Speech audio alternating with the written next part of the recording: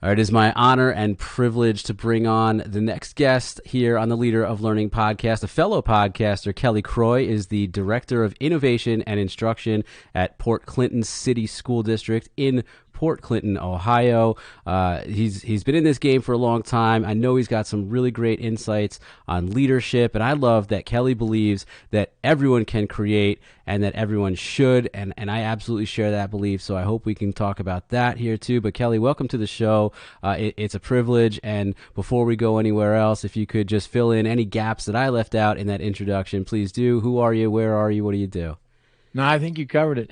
Dan, I'm honored to be on your podcast. I'm a new listener to your podcast, and I'm excited. It's well done. It's great professional learning for educators.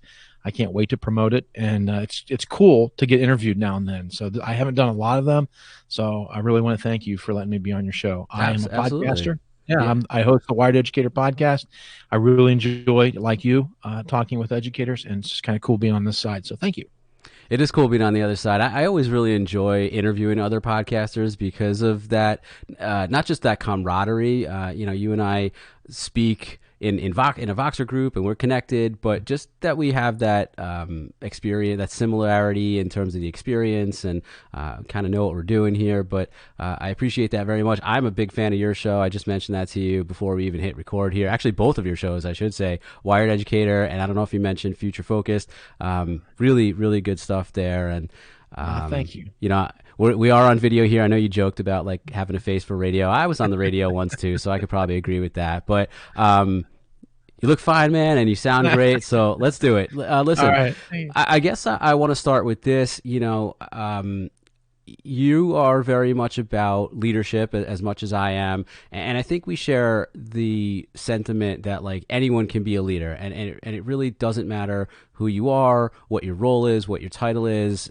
Again, I end every episode by saying to my listeners, no matter who you are or where you are, you too can be a leader of learning. How did you get there in terms of your own leadership and your passion for inspiring that in others in terms of bringing out their leadership? Yeah, great question. And thank you for asking that. Um, Leadership is something I'm very passionate about. And just like you, I believe everyone is a leader from time to time. But like with intention and with practice, they can be a leader all the time. So leadership to me is you're a leader of a home. You're a leader in your community. You're a leader in your school. Doesn't necessarily mean you have a title of leadership. Titles of leadership are bestowed or given to people, hopefully most of the time because they've already shown leadership capabilities and they've led. Like you're given a title of leadership because I'm recognizing you because you have shown leadership. Thank you for doing that. I think you'd be great for this position. For me, it was as I was naive. I been in education now for 29 years, 26 as a seventh grade English teacher, and now 3 in administrative role. And I really have no credentials. I don't have a certificate of a principal or superintendent or anything like that.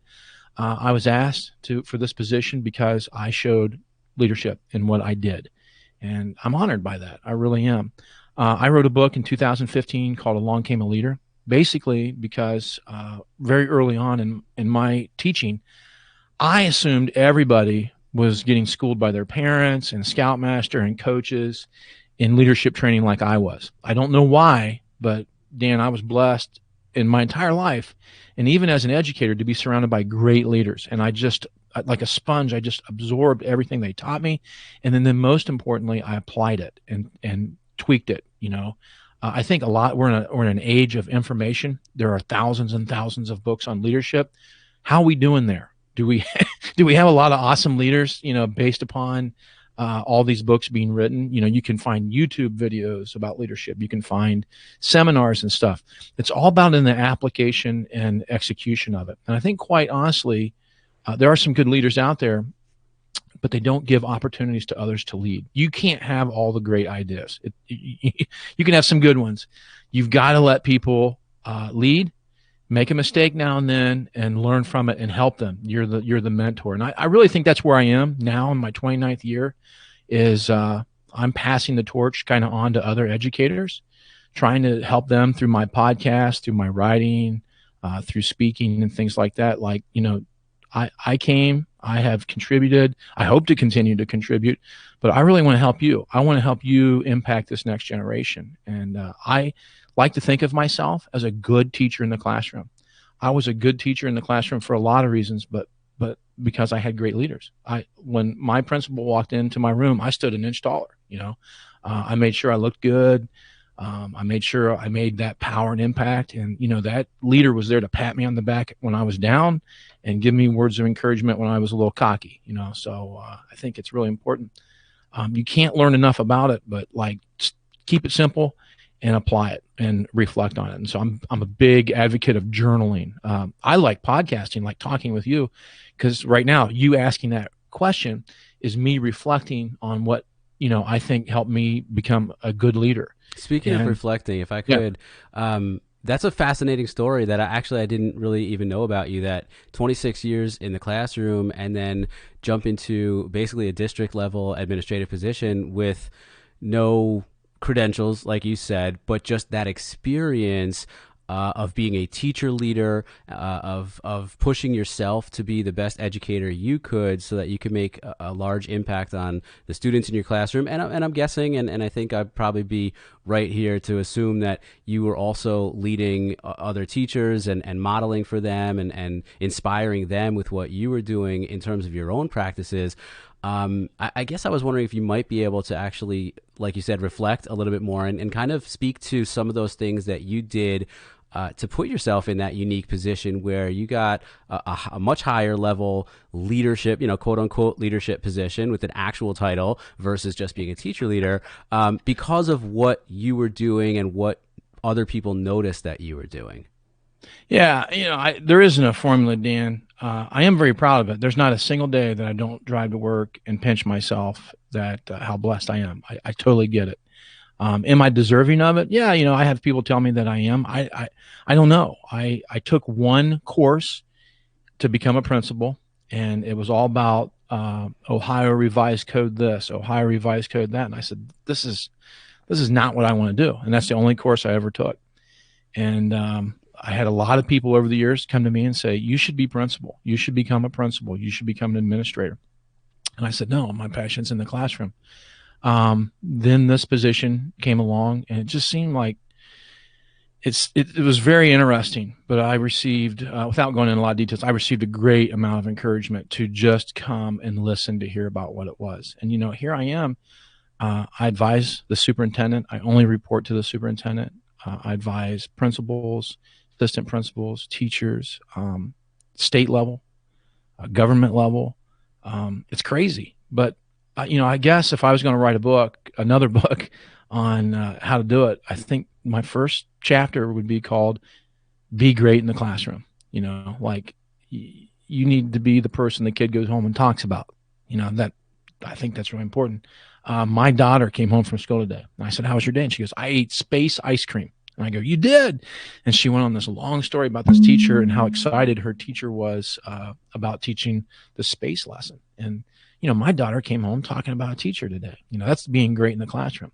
I believe in servant leadership. It's not going to be by your resume that you're going to get a job. I'm lucky to have a good resume, but it's because I like to do things. I like to you contribute. In leadership, there's a couple givens. And one of the givens is you're going to give more than you ever take. And so if you want to be recognized as a leader, if you want to have the good fortune that I did, just give, man. Give value to others. It was weird. I've had districts when I was in the classroom, like they were building a new school. They came and asked me if I would tour the building, a neighboring district, and give them advice on learning environments. And that's honorable, and every time I get an invitation to travel and speak, to open up a school or to talk with teachers, it's an honor. But you and I, Dan, we're a little strange. It's what, after 9:00 p.m., we have families, and here we are talking about all things education. And so that's what I mean. You got to give. So that's some of my advice. That's great. And, I don't think it's a secret when you've mentioned here multiple times terms like shared leadership, servant leadership, and distributing that leadership among. And you even mentioned, as a dare I say, veteran educator now of about 30 years, even giving back to like that next generation of educators. I was privileged enough to speak with Dr. Tony Sinanis on a recent episode of my podcast, and he shared much of the same thing. And I shared with him in that episode that I have found in my own research now as a doctoral student and my dissertation that that's a very large theme and finding of mine in my research on what transformational leaders are doing to inspire a growth mindset in teachers. So when it comes to how are we inspiring teachers to move, to change, to innovate, that is so much of what we need to do, is to give opportunities to teachers to share the leadership in our buildings, to provide opportunities for them to try things and, dare I say, fail at things. It's okay if everything doesn't go right away. So I guess having said all that, I mentioned, and you've mentioned too, the word innovation. And I know that's literally in your title, in your role there at your district. Like, what are some of the things that you've seen throughout your lengthy career now, or that you have been pushing, or you've been noticing more recently in terms of like where are we headed here in terms of innovating in the classrooms and pushing education forward? Sure, that's a lot. I'll do my best, and you do your best to keep me on track because I go all over the place. Today's Tony's birthday, and Tony's a young man. He is a great leader, and I think one of the things to admire from Tony is like, and hopefully I try to embody a similar characteristic. He's a teacher. Tony is a teacher. Tony is teaching the next generation of leaders, and that's what I try to do. I'm a teacher. The only thing that really changed for me was my classroom got bigger and different and older, right? And so every day is an opportunity for me to help and teach others, and not from a arrogant position of I know everything, but more from a position like, hey, let's flip this switch and see what it does. And like, I'll hold your hand and we'll figure it out together. And if we really screw up, I know somebody on Twitter that might be able to help us out. Yeah. That's really how I see it. Innovation to me, like I think a lot of people confuse innovation with technology. Technology can certainly be a part of innovation, but innovation, I define it as a better way to do things. You're innovating if you're finding a better way to do things. Now, one of the funny things is you can go into a middle school or a high school and watch a class have a classroom management issue, okay? And you then can go down to a primary building or an intermediate building and watch a teacher use pretty basic classroom management skills that have been around probably for decades or longer, and take those very skills, those old skills, and bring them to the high school and to the middle school, and they work because good instruction is good instruction. Is that innovation? I think so, because it's a better way to have done something. Here's what I think innovation's greatest challenge is, and this just hit me this weekend. Innovation's greatest challenge is people overvalue their current system of doing things. People overvalue their current system of doing things. They inwardly reflect and talk to themselves that the way they're doing things is just fine. The way they're doing things is the right way.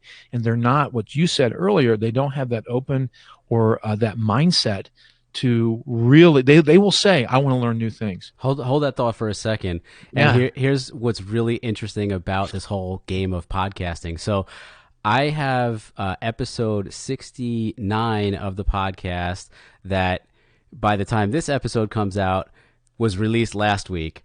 Okay. But as we're recording this, I just recorded that episode today. And it's a solo episode that I did on talking about basically resistance, teacher resistance, or what's known in research literally as resistance to change. And what you just said is a very big part of that. And it's based on research, which is that teachers get nostalgic, especially veteran teachers, of course, because they've been around for a while. And it's all about how when things come along that disrupt listen, to me, I sort of boil it all down to like the comfort zone, right? I mean, research Right. can use all the terms they want, but really it's that people get into their comfort zone, whether it's socially, and things mess up like the social structure of the staff or the climate at the school, or it messes with the teacher and sort of their psychological nostalgia and like what they have been doing for a long time. And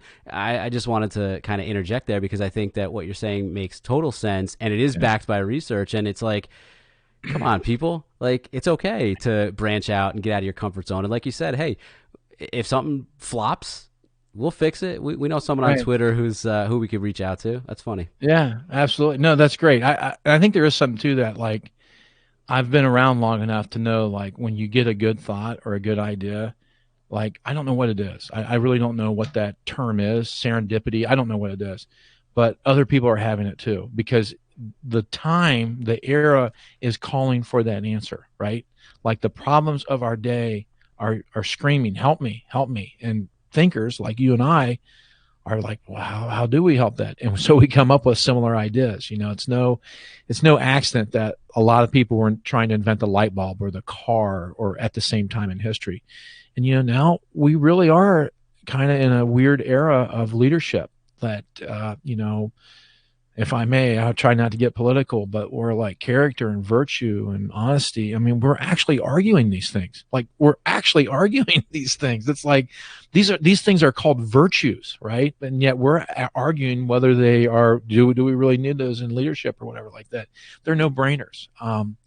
So I'll end there on that. But I do believe that you know innovation can be with technology, but it's just like anything. You know, it's like too much of one thing can be bad as well. And so, do I push or encourage technology?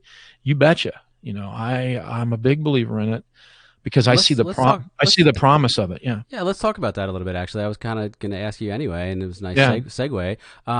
I know you're a tech guy, Apple Distinguished Educator, and all this stuff. So, when it comes to blending your passion for technology with your passion for getting students to really create and become creators of content versus just consumers, what do you turn to? You know, where did you go in your classroom? Where do you try and get teachers who are in your district in terms of technology and that sort of innovation? Sure. So again, to me, it kind of seems like just good basic instruction and not really high tech. But to other people, they're like, wow, I can't believe you did that and got all excited about it. So I taught reading and language arts. Did that for 26 years. Loved it. Seventh graders, man, my favorite class. I hope to retire. I hope my last year in education is a seventh grade English teacher. I really mean that sincerely. So in a few years, if someone's looking for a seventh grade English teacher, hit me up. I love connecting with the kids. Just they're fun. They're like clay. Like they want to learn. They want to try things. And so I'm like, I want my kids to be good readers. What should I do? So I video Skyped with some of the most popular juvenile literature. I'm lack for a better word there, but you know what I mean. Yeah, Literature, young adult literature. Yep. young adult literature.